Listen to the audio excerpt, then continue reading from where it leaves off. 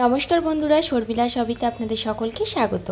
आज आमी आपनादेर साथे शेयर करब गरम गरम आलुर परोटा रेसिपि। अनेकेई आछेन आलुर परोटा बेलार समय किन्तु परोटार भितर थेके पुरटा बेरिये आसे, तो आमी जेभावे करेछि एइभावे आपनारा किन्तु ट्राई करले भितर थेके आलुर पुर एकटुओ बेरिये आसबे ना। चलुन ताहले भिडियोटी शुरू करा जाक। सबार प्रथमे एखाने आमी आटा निये नियेछि 2 काप। आमी एखाने एटा आटार करछि, आपनारा चाइले मयदारও करते पारेन। अल्प एकटू परिमाण मतो नुन दिए भालो करे मेखे निये एबार अल्प अल्प करे जल दिए आमी आटाटाके मेखे नेब खूब भालो करे। खूब नरमও करब ना और खूब शक्तও करब ना। এইভাবে आटाटाके देखुन जल दिए माखते माखते এই রকম একটা ডো বানিয়ে নিয়েছি। এবার ডোটাকে ভালো করে একটু মেখে নেওয়ার পরে 4টে লেচি বানিয়ে নিলাম। এবার লেচিগুলোকে আমি এইভাবে হাত দিয়ে একটু গোল আকারে করে নিলাম। এবার কিছু গোটা মশলাকে এখানে ড্রাই রোস্ট করে একটা পাউডার বানিয়ে নেব। প্রথমে গোটা জিরে, গোটা ধনে আর গোলমরিচ দিয়ে ভালো করে এটাকে ভেজে নিলাম। এরপর দেখুন আলুকে সেদ্ধ করে রেখেছি, আলুগুলোকে হাত দিয়ে একটু ভালো করে এইভাবে মেখে নিচ্ছি। খেয়াল করবেন আলু যাতে একটুও গোটা গোটা না থাকে। এরপর হাফ চামচ লঙ্কা গুঁড়ো, হাফ চামচ ধনে গুঁড়ো দিয়ে দিলাম। যে ভাজা মশলাটা গুঁড়িয়ে রেখেছিলাম সেটা 1 চামচ, আর কুচনো আদা আর কুচিয়ে রাখা পেঁয়াজ আর পরিমাণ মতো ধনেপাতা, আর সবশেষে দিলাম परिमाण मतो आमचूर पाउडार और परिमाण मतो नून दिए समस्त किछुके भालो करे मिशिए नेब।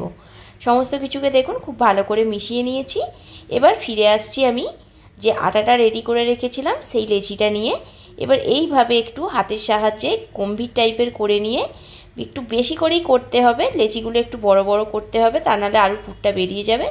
ठीक देखुन जेरकम लेचिटा करेछि ठीक सेई परिमाणे किन्तु भितरे एक चामचेर साहाज्ये आलुर पुरटा आमि दिये दिচ্ছি।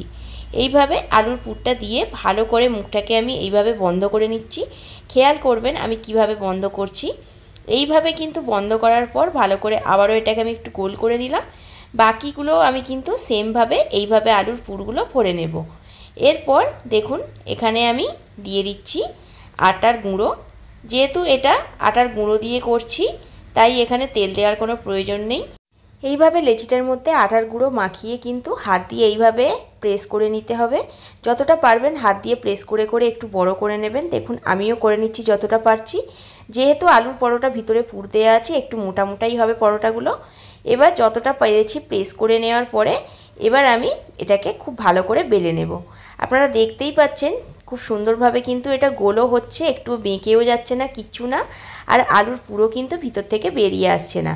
আপনারা যদি এই টিপসটা ফলো করেন তাহলে কিন্তু আলুর পরোটা বানানোর সময় বা যে কোনো পরোটা বানানোর সময় স্টাফিং দিয়ে আপনাদেরও ভিতর থেকে কিন্তু কোনো স্টাফিং বেরিয়ে আসবে না। এবার একটা চাটু গরম করে পরোটাটা চাটুর মধ্যে দিয়ে দিলাম। এবার একটা সাইড উল্টে নেওয়ার পরে এবার দেখুন এখানে গাওয়া ঘি দিয়ে দিলাম। আমি এখানে গাওয়া ঘি দিয়ে করছি, আপনারা কিন্তু চাইলে এটা তেল দিয়েও করতে পারেন বা ডালনা দিয়েও করতে পারেন। দেখুন খুব ভালো করে কিন্তু পরোটার গায়ে ঘিটা লাগিয়ে নিয়েছি। এবার অপর সাইডটাও কিন্তু আবার ভালো করেও এইভাবে ঘিটা লাগিয়ে নিচ্ছি। এইভাবে লাগিয়ে নেওয়ার পরে এবার খুন্তি দিয়ে একটু চেপে চেপে হালকা হাতে এই দুটো সাইডকে ভালো করে কিন্তু ফ্রাই করে নিতে হবে। দেখুন খুব ভালোভাবে কিন্তু চেপে চেপে আমি ফ্রাই করে নিচ্ছি। আর দুটো সাইড কিন্তু হালকা লালও হয়ে গেছে আর কত সুন্দর পরোটাটা ফুলেছে আপনারা দেখতেই পাচ্ছেন।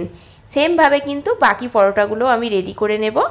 দেখুন আজকের কিন্তু পরোটাগুলো আমি পুরোপুরি রেডি করে নিয়েছি, একের পর এক দেখতেই পাচ্ছেন।